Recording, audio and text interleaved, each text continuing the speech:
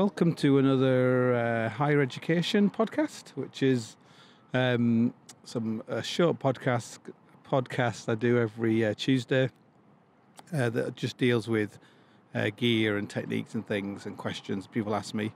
I had a few questions I was going to answer today, but the internet's not working, so I can't find them. So I had a question about winter camping, sort of mountaineering camping, if I had any sort of tips and things. I'd say that when you're on an expedition or like in a really kind of wild kind of place, and if you're using a tent, like ideally you want to be using a hut or using a snow hole or something, but if you are using a tent, then it's really important that your tent doesn't get destroyed or be blown away. And there was a really great video on YouTube of a guy who went camping on Ben Nevis. It's on my Facebook somewhere, and his tent blew away, which was very, very funny. But he was very honest about he was a complete fuckwit, basically, in a nice way. So losing your tent is a big thing. Like, not to lose your tent. Now, a tent is like it's basically like a giant kite. It's basically designed as to be, if you wanted to build something that could get blown away, then you would build something that looked like a tent, or the inside of a tent with the door open. It just like fills with wind and like flies away. So the 2 points where your tent is probably going to get blown away, apart from if it's really, really bad and you're inside it and there's a big storm, it might get blown away with you inside it, which does happen, is putting it up and taking it down. So a very good technique is first of all, like, just get rid of the stuff sack if you're camping. Ideally, if you're winter camping, because you're on snow, you want to be using like a pulk or a sledge or something. But I generally get away from this idea of like stuffing the tent into this stuff bag. Even when you're sort of mountaineering, you have like a small like bivouac tent, you're often best like folding the tent up so it fits, like a box, like it's sort of, you fold it into, so actually the same sort of size as the space it's going to go inside your rucksack.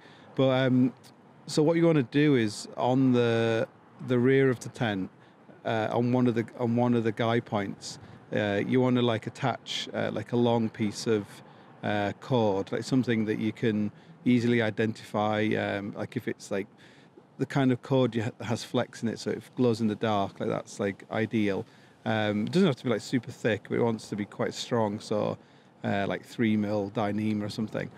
In fact, all the guys on a winter tent are generally quite good to have, like, extend them out, because what you in winter you're not using tent pegs, like even like those pegs for like snow pegs are they're okay to a point, but you're generally not using like a tent peg, using like a snow stake, like you're putting them like a dead man, you're like putting them sort of flat into the snow, anyway.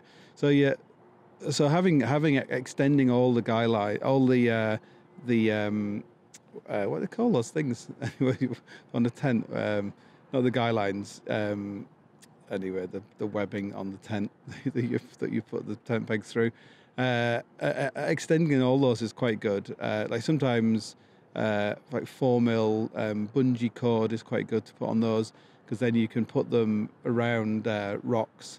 Like if you're camping on somewhere in the ground's actually very sort of mossy or got a lot of air in it, and and it's frozen, there's a good chance that if there's really, really strong winds, then all your guy points will get pulled out anyway and pretend to fly away. So ideally you want to have the tent secured to like rocks or that kind of thing. So extending out the guy points is kind of a good idea. But anyway, one of them wants to be quite long and easy to identify, and this is going to be like your primary attachment point, and this will be the first thing you attach before you get the tent out, and it's going to be the last thing you detach before you put the tent away. and you have it like sticking out of the tent when the tent's like packed away. So so you can connect it to a ski, or like bamboo is like a 1 meter length of bamboo. It doesn't have to be super thick, but that they make really good sort of snow anchors. Skis make really good snow anchors. If you're using a ski, you want to make sure that the edges of the ski are like facing the tent. Otherwise, the edges like cut the cord, which is probably not ideal. So you have this this piece of cord sticking out, and you ideally what you want to do, like the best kind of winter tents are the tunnel tents, where you can just insert the poles, and the poles can also be like pre-inserted, so like a hilly bag kind of tent, because with those kind of tents you can roll them up. So once you take the poles out, you just kind of roll the tent up, and the tent like in a big long sausage, and you can strap it into a pulk. You can actually make just get some nylon and make a bag for it that like a bag that sort of fits it when it's like rolled as a sausage, not like packed up for like selling it in a shop. So the tent is rolled up. You can do the same if you have like a quasar or a North Face tent. So you roll the tent up, so the tent rolls towards the back. The reason you do it backwards is you want to have your back to the wind when you put the tent up. So when the tent rolls out, the door is facing away from the wind. Otherwise, if you do the other way around, the tent will like billow up and probably fly away. So you roll it all up like a sausage, and then you have this guy line, this sort of security line, sort of sticking out of the sausage. And then if you want to put it in a smaller space like a pack, then you can sort of fold it into like three or four sections, and then put into a bag or put into the pulk or whatever.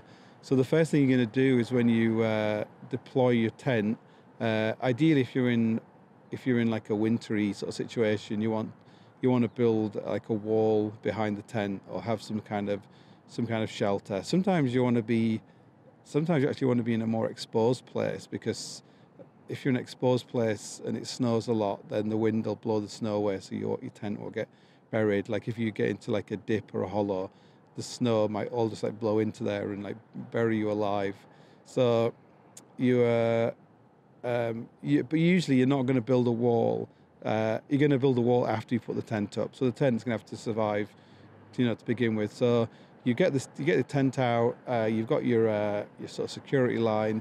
You're going to put something in there like a ski, an ice axe. You could secure do like a proper like a stuff sack, or all these kind of things. You secure it, and then once it's secured, then you have to worry about it so much. Then you're going to put the second point in, so the tent is like anchored between those two, like the second rear point on the opposite side, and then you're going to slowly roll it out. And if it's a tunnel tent, as you're rolling it out, then you can start inserting the pole sections into it. If it's like a geodesic tent, you're probably going to have to roll out most of it, and then then start putting the pole sections in. Like a little thing about pole sections is if you're doing sort of like extreme winter kind of camping, if you're often best like taping up the sections. Like the ideal way to do it is you have a pole where all the sections are gaffer taped together with just one section that isn't. So the tent pole is fully erect, and you can just break it at one point and fold it in half. So if you're using a pulk, then that's quite easy. Like a hilly bag tent, half the pole halved will actually fit quite well on a pulk. If you have like a geodesic tent, or you have to carry it on a pack. If the pack's quite big, you can actually tape up like several sections. So instead of so you have like two sections just like into one section. So the pole is about 1 meter long. And again, it's worth like trying to make a bag so you can put that inside. All your bags also want to have sort of a clip-off point that's big enough so you can so they don't blow away as well. So you can attach everything to everything else. So so that means that because when it's like super cold, all the bungee cord doesn't work in the tent poles. So it's very easy for the pole not to snap together. And if a pole's not like fully inserted, then it's got a really good chance of breaking. Also, it's like cold, so the metal is more fragile. So you want all your pieces to be completely solidly together. If it's not like, you can get some sort of low temperature bungee cord, but if it's like super low, super cold, it's not going to make much difference. So one way to make it more springy is to kind of move the pole sections backwards and forwards, like stretch the bungee really, really quickly, and that'll generate some heat, and then the bungee cord should work a little bit better. But manually check all the pole sections before you start inserting them, and so that's why it's good having them fit together. So once you've got the pole sections in, you can erect the tent. When you're putting the tent down, always make sure the door is closed. All the doors and zips are done up, otherwise the wind could get in there and blow the tent away. So you stake the tent out, and in like winter camping, it's the actual guylines, not the guys. There's a guy, isn't it? Those things, those tabs. It's the guylines which should generally kind of saving your tent. So for those, you want to save your your best kind of anchor points, like your skis and things, and it's quite good to have them all drawing into one point, or as few points as possible. The rear, because you got the rear of the tent into the wind, you want that to have the more security, but you are going to build like a wall behind the tent. The wall doesn't have to be like a ginormous thing, but it just has to be enough to block the wind. And it's amazing a difference a wall can make around a tent. It really is. But when you're building the wall, make sure the wall it doesn't have to go all the way around the tent. It can just be in one place. But make sure there's a gap between that and the tent, because you have to be able to walk around the back of the tent to just walk around and get rid of snow and things. And if it's too close, then basically as the snow's going over the wall, the wind starts slowing down, the snow starts dropping down behind the tent. So you don't want it like super close to the back of the tent anyway. The tent will always get buried if it's really, really bad. You have to go out and dig it out anyway. So when you're finishing, you just do the whole thing in reverse. You take all the first of all, clean out the tent. Like, you don't want snow inside the tent, because the snow could sort of melt. If your tent is on top of a pulk, it can actually get quite warm. So then if you've got snow inside your tent, it'll melt out, and then you'll have dampness in your tent, which isn't good. So you just always carry a brush, like a little stiff plastic brush, like they don't weigh anything. I think they call them, you can actually get buy ones called a tent brush, like a little yellow thing.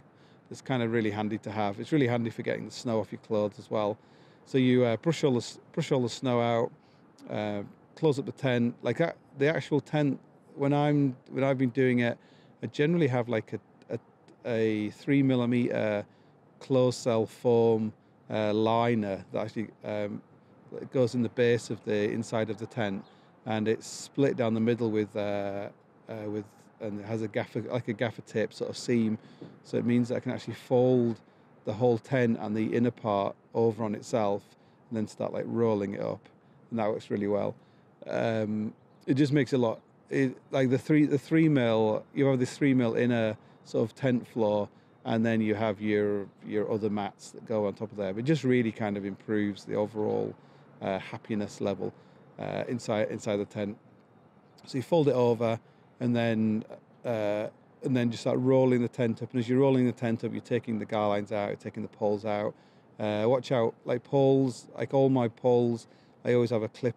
I always have like a little clip loop that's sort of like taped into them, because if you're on like a steep face, or it's like really easy to lose a tent pole.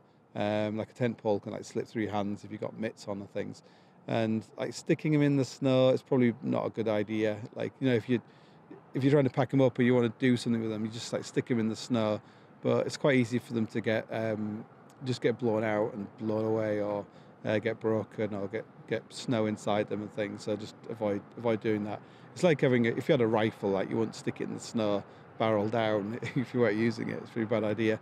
So you roll it all up, and then eventually you've got this like sausage, and it's clipped in at one end to a ski or something, and then you either roll that into itself, or you fold it up, or you put it into a bag. And the last really good tip for winter camping is if winter camping you really want like an extended porch, because you want to be able to take off all your snowy clothes and everything else like in the porch of the tent, not inside the tent. And you don't want to be like taking your clothes off on the outside of the tent when it's like blowing hooly. So like the extended porch tents, like again like the extended like hilly bag, Exped tents, Hellsport, those kind of basically all the Scandinavian sort of tents. They're really good at making winter tents. Less so like the American sort of tents. But you always want to dig like a pit in the porch that you can step down into. So it means that when you're sitting inside the porch, your arse is sitting inside the tent itself, but your feet are down in a pit. So it's much more comfortable. You don't get cramp and things, and you can sort of cook around there. You can if you do get like some kind of stove disaster, like the stove that sets on fire, then you can throw it down into the pit, which is going to probably save you. So that's a little higher education. If some tips on winter camping, which is good fun, but it's all about like preparation and not going away with boring people who are just or people who snore and things. So if you have any more questions, or just drop me a line via social media, my website, Andy Kirkpatrick, blah.com, and I'll do another podcast on Thursday, Friday. Okay, bye. I'm sorry. Someday.